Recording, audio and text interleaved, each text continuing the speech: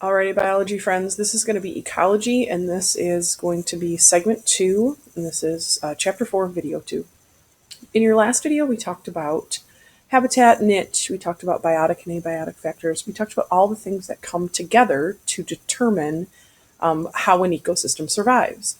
And now in this video, we're going to talk about how do we tear down and rebuild ecosystems. It's called succession. And we start by first disturbing an ecosystem. So the first thing you guys need to know, and you can see right here, that ecosystems are always changing, even in the smallest ways. Populations are decreasing, populations are increasing. There's never, it's not that ecosystems are not stable, it's just that there's always some part of an ecosystem that's changing. There's less water, there's more water, there's changes in weather, there's changes in soil quality. And how an ecosystem repairs itself is very predictable. So first thing I need you guys to write down, you guys will have an ecological disturbance vocab word on your list there. And I want you guys to write down some examples. Please write down some that are both caused by humans and by nature. Okay, so we have forest fires, which can be caused by humans or by nature. We could have a thunderstorm that's going to cause a forest fire, or humans can cause a forest fire. It can wipe out an entire forest. We have volcanic eruptions, which can wipe out not only the living things, but also the soil, which would regrow our communities and our living things in our ecosystems. We've got hurricanes, which cause flooding and wind, which could wipe away soil, and clearing land for farms, which would wipe away deforestation. It's going to wipe away your plants. Examples of ways that humans.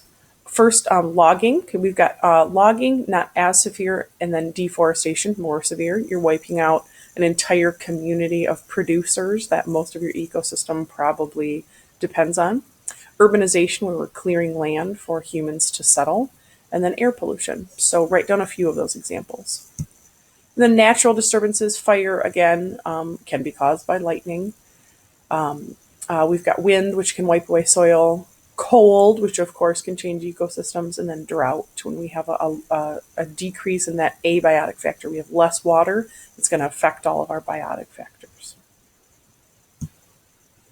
Now, after the disturbance, you have what's called ecological succession. It's a series of steps that occur over time in a community. So that occur when we have ecological succession happening, it's about how do living things grow back. How quickly do they grow back, and who comes back first? So think of the word succession. Think where you've heard of that, maybe in history class. Who is the successor to the crown? So right now we have the Queen of England, and her son Charles is the successor to the crown. So there's a predictable list of people who will come into that role. Ecological succession, if it helps you to remember that word, that's one way. We have roles that plants play in our ecosystems. The smaller plants come back first, and then the larger plants and the larger plants, until we have huge trees in our ecosystem. Now there's two types we're going to talk about here, primary and secondary. We're going to start talking about primary. So think the word primary means main or first. This is where you have a massive ecological disturbance that wipes out the soil. So we have to actually make soil first. So primary succession can take tens of thousands of years to actually happen. Example that I said was after a volcano erupts. So if we have a huge lava flow that covers up, kills all of our living things, all of our plants, our animals leave the area, what we have is essentially nature's parking lot now. We have no soil underneath that lava flow to grow. Another way would be a parking lot. That's a human disturbance that would cause primary succession. You've lost all the soil. So nature has to make its own soil. And it does that with what we call a pioneer species. Woohoo, right here. It's the first species to grow back in an area, and it's usually something that doesn't require soil. So moss, or another word for moss would be lichen. They don't have large root systems, so what they can do is they can work their way into really small cracks with their very small roots, and they start to very slowly break apart that parking lot, or the rocks, or the volcanic lava flow that's hardened. They're the very first organisms that come back, and over a really, really, really long time, they will break down all that material and they will make soil. And then when we have soil, we can get smaller plants growing and then larger plants. So think pioneer species. It's, the first species to come and resettle the area. Now, once we have soil, or if we have a disturbance that doesn't cause us to lose our soil, you have what's called secondary succession. Secondary succession happens much faster. Secondary succession would be after something like a forest fire, a flood. Floods could be primary or secondary, but usually they're secondary. A hurricane, deforestation, anything where we still have soil in which to grow plants. So we don't have to make our soil first. Examples right here, I said forest fire and clearing land.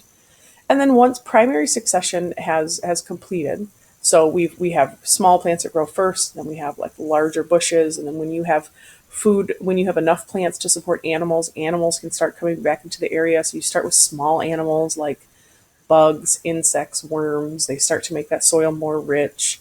Then you can start to have larger birds that come back, small mammals. Eventually you end up with, say you might have, after a forest fire, you start to grow back those smaller plants. You start to have deer that come back. Okay. So it's a predictable list of changes. You don't come back a week after a forest fire and see a gigantic pine tree has grown back. Okay. We start with the tiny plants first. And anyways, when we have gotten back to that the community, it's stable again. That's what's called a climax community. It's completely regrown. And depending on how severe the disturbance is, a climax community can take hundreds, even thousands of years to rebuild itself.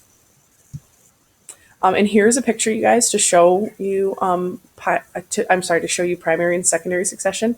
If you are still confused by it at all, put out a Google search for primary and secondary succession. There are all kinds of visuals to help you with this. So we start here. We have some type of disturbance where we're down to just bare rock. Maybe we had a flood. Maybe we had just a complete clearing of soil, but we have no soil in which to grow back our plants. So the first thing that has to happen is moss or lichens. Make sure you guys write down the word moss/lichens, because I know that word lichen is on your test. First, those start to grow on the rock, and you can see our rocks starting to break down here. Then our rocks start to break down even more, and you can see we're starting to get soil. When we start to get soil, we start to get larger plants that have a larger root system. Then we start to get even more soil, which allows us more room for even bigger plants. And you see it says grasses and perennials. A perennial is the kind of plant that it's got to have a deeper root system because it comes back year after year. Think if your parents have any sort of plants like tulips or lilies that come back year after year, they have a really deep root system. And we have to have more soil in order to have those deep root systems. Then we have even more soil. Our rocks are broken down even more. We start to get bushes, shrubs, small trees. We start to get larger trees. And then eventually we have plenty of soil. We have water. We have living things that have come back into our system. And we have what's called a climax community. So succession is the idea that ecosystems repair themselves in a predictable manner. And there's just one more picture to show you. This one's secondary succession. You can tell it's secondary succession because we started with soil right here. And that is it for you guys. That is going to be the end of Ecology, Segment 2, Chapter 4, Video 2. Thank you so much, my friends.